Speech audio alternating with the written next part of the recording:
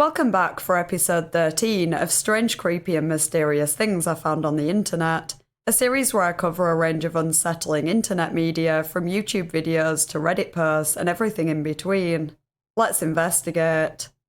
If you enjoy internet mysteries and generally disturbing content, feel free to subscribe and turn on notifications for more content like this. If you're interested in supporting the channel, you can become a Ko-fi member or a channel member to gain access to uncut videos and other perks, or you can leave me a tip by clicking the thanks under this video. Thanks to anyone who considers this.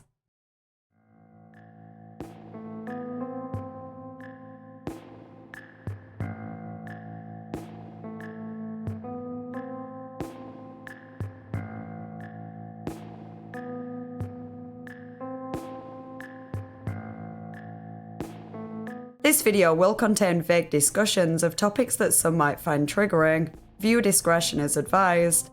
You can become a Ko-fi member or a channel member to watch an uncut version of this video, which features a whole extra entry that was unsuitable for this cut. Around 7 months ago, there was a post on the Reddit Bureau of Investigation titled, "Weird guy shows up at my parents' house at 1 AM looking for me and using details of my life that were valid 20 years ago. Help me figure this out." Already that sounds quite worrying. Let's take a look at the post for some more details.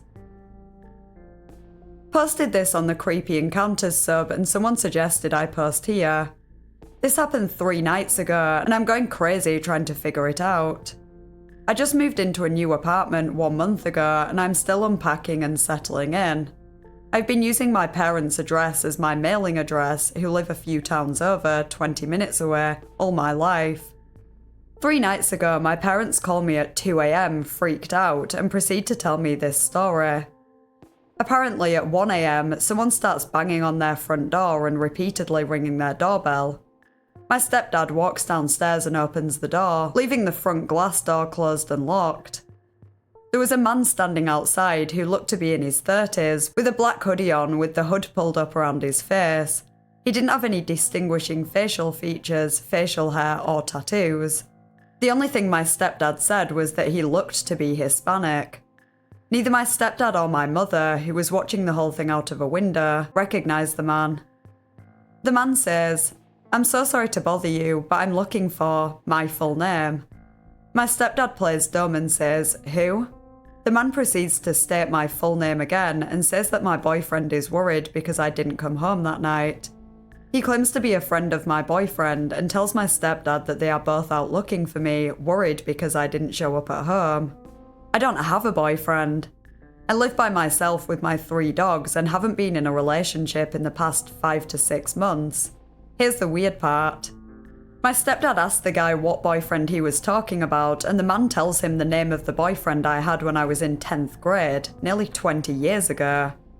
My boyfriend in 10th grade has a very, very unique Italian name. I've never met anyone with a full name even close to his.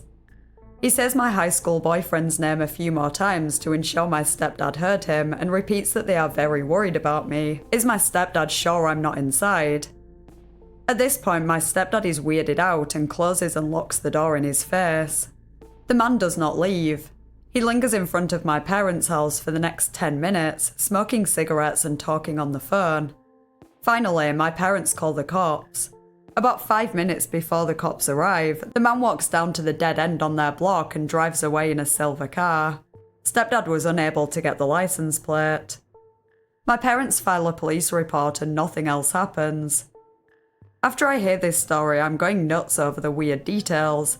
How would someone know who I dated nearly 20 years ago, and what would the motive be of making up a story that included that weird detail about my past?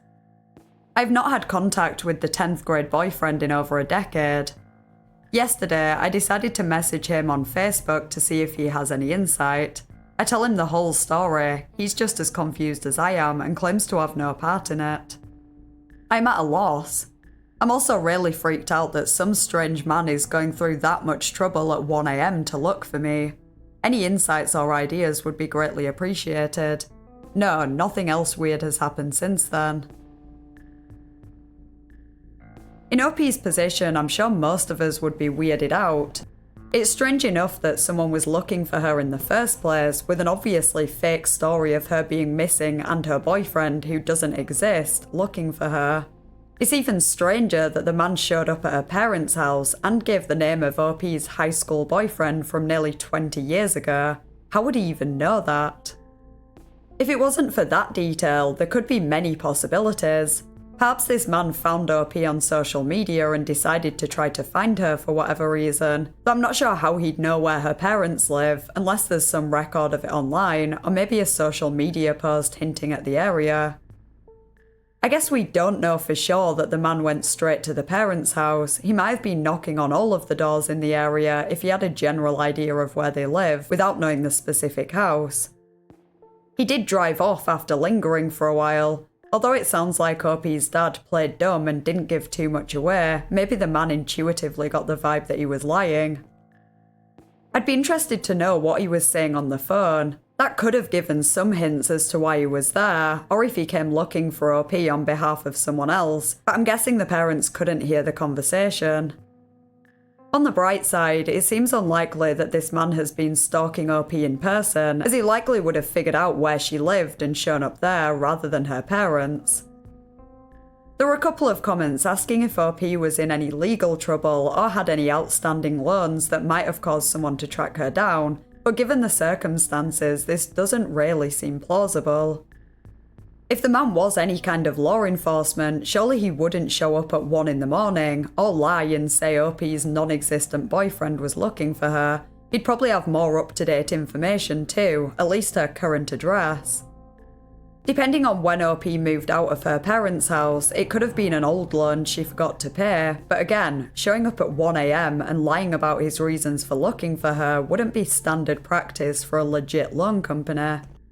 Maybe for a dodgy loan shark, but if OP knew she owed money to anyone like that, this probably wouldn't be so much of a mystery to her.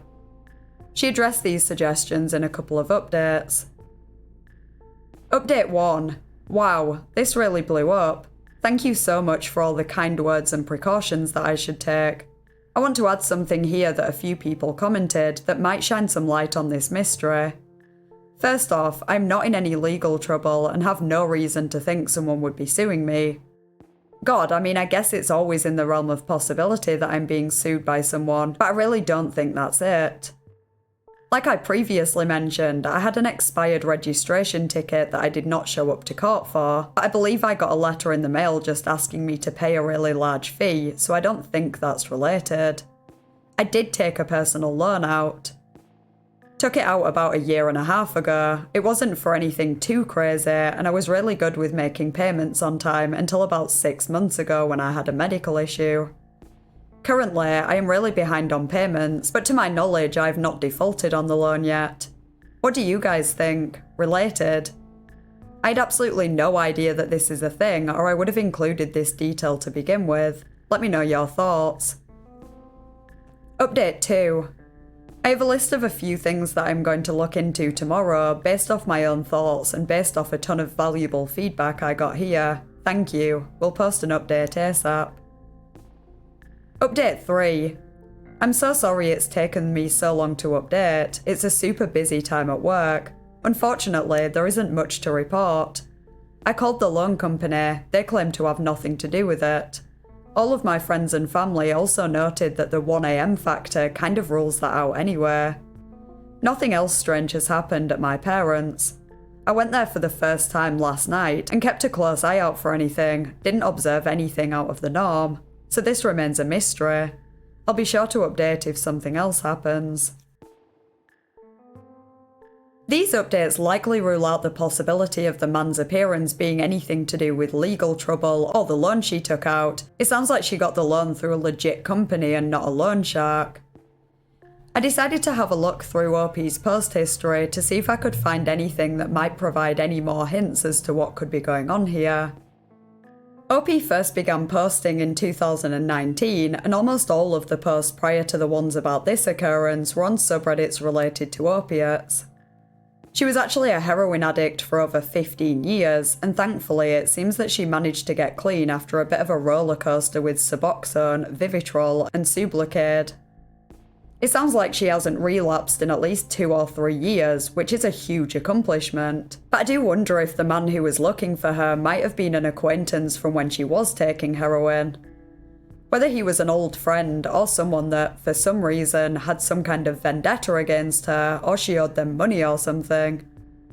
If he was a friend, it's possible that she told him details about her life while under the influence that she can't remember now.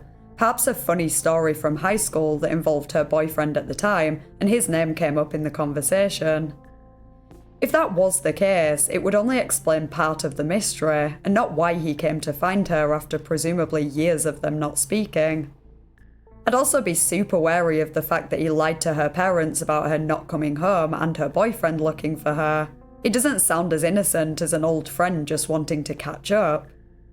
That said, if this man was still taking drugs, or if he was suffering with some kind of mental illness, his actions might be much harder to rationalise, so I certainly wouldn't rule that out as a possibility. If there was some kind of bad reason he was looking for her, for example if she owed him money, that wouldn't explain why he waited so long to try and get it, at least 2 or 3 years. The top comment on the post suggested that it might have been an old classmate, quote, "This is really unsettling. If this had happened to me, here's what my first theory would be. My parents also still live in the same house I grew up in. Everyone I went to school with would know the address. It's a nice house and one would assume that there's nice things in it. When I was a teen, I briefly got mixed up with the wrong crowd, who at the time wasn't too bad, but nowadays most of them are addicts and complete lowlives who have done time in jail. If my parents told me this story, I would immediately assume that someone I knew in high school who's now an addict was casing houses in the neighbourhood, or even purposely targeting my parents' house because they already know the layout, and rang the bell to see if anyone was home, and when they answered they had to make up a lie, so they went with that because knowing those details might give them plausible deniability to what their real intention was, robbing the house, and they can just claim they were confused if caught. This perhaps makes a bit more sense than the theory I suggested. If OP had known the man back in high school, it's somewhat more plausible that they'd know where her parents live and know the name of her boyfriend at the time. It's still weird that they'd show up at the house, but again, drugs or mental illness can make behaviour harder to rationalise. If it was someone she met in recent years who she took drugs with, it seems unlikely that she would have given them her parents' specific address and that they'd have remembered it, and the name of her high school boyfriend at least 2 to 3 years after she would have told them. 4 months after the RBI post, OP shared the same post on Let's Not Meet, stating that it was still unsolved. So while there are countless possibilities to explain this weird occurrence, who the man is and why he was looking for OP is anyone's guess.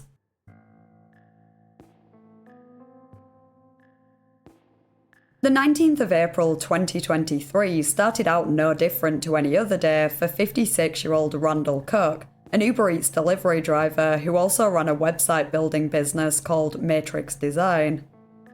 Towards the end of his workday, he texted his wife to say he was completing his last delivery near their home in the city of Holiday, Florida. Little did she know this would be the last delivery he'd ever make. When he didn't arrive home, she reported him missing, and Uber Eats provided police with the address of his last delivery, the home of a 30-year-old man named Oscar Solis. When they visited the home 2 days later, God knows why it took 2 days, they spoke with Oscar's roommate, who showed them footage from a camera placed at the front door, in which Randall could be seen approaching at 6:55 p.m, then waiting for the door to be answered before the feed cut out.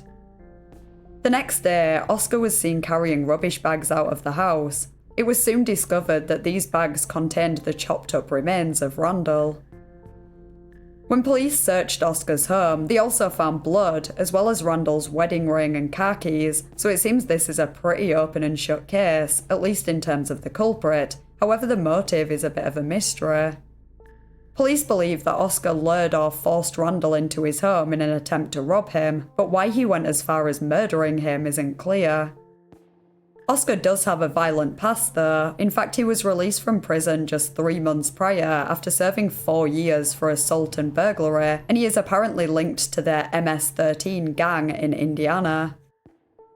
This guy honestly looks terrifying. His face is covered in tattoos, he's 6'4" and 315 pounds, and he worked as security at a strip club. Randall really didn't stand a chance against him.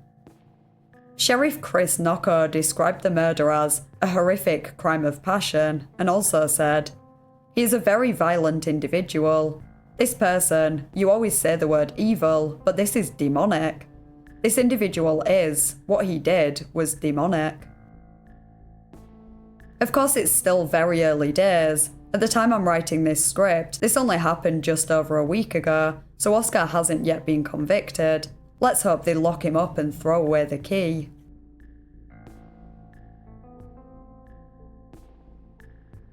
I was scrolling on TikTok the other day when, amongst the sea of Pedro Pascal edits and Met Gala fashion roasts, I came across a short clip describing a mysterious song titled "I'm Your Problem Now.mp3" that has apparently appeared when people have been listening to music on shuffle. I'm using the word song lightly here, as it's actually just a minute of silence followed by 6 minutes of screams and other unintelligible sounds. Rumour has it that once the song starts playing, you can't pause or skip it, and when the screams start, you should close your eyes and not open them for any reason. Or something bad will happen, I guess. That part isn't clarified.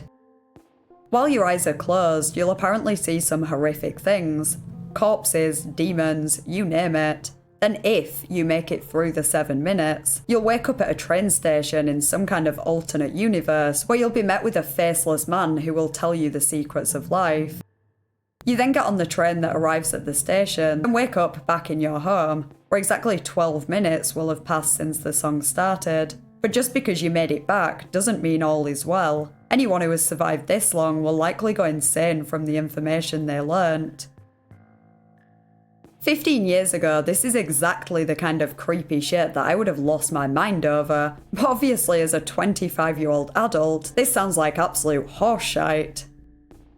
Apparently this song can show up on any music app. I only have Apple Music, so I searched on there and it appears that no such song exists. I did find 2 different versions on YouTube, and needless to say, after listening to both, I survived and can confirm I did not go insane. I don't think. So obviously this is just a creepypasta, but it did get me wondering if anything like this could actually produce hallucinations or trigger some kind of psychotic episode in someone who either genuinely believes the backstory or has a predisposition to such things. Not because the song itself is supernatural, but because someone really expects something to happen, kinda like the placebo effect. This is not exactly the same thing, but I guess in the same ballpark. There was an episode of Pokemon that was banned worldwide after it aired in Japan and caused nearly 700 children to have seizures and symptoms relating to epilepsy due to one scene that featured flashing lights. In 2016, American Embassy employees and their family members reported symptoms like headaches, nausea, hearing loss, and cognitive issues after hearing odd sounds, and a couple of years later, similar occurrences happened in China.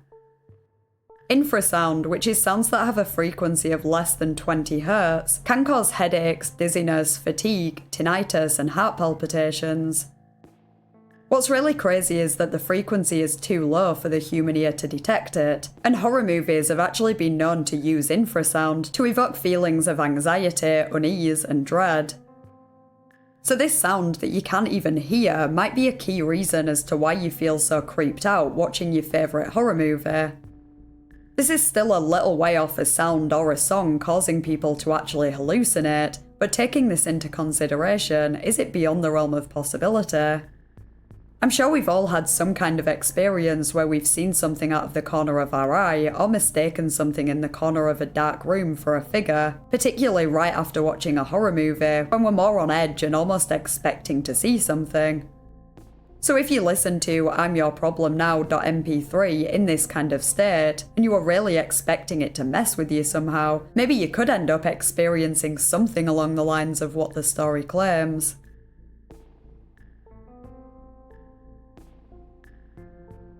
I'd be interested to hear your thoughts in the comments, plus any suggestions you might have for a future episode of strange, creepy and mysterious things I found on the internet. If you enjoyed the video, please consider liking and subscribing. Huge thank you to my Ko-fi members and channel members whose names are on screen now. I really appreciate your support.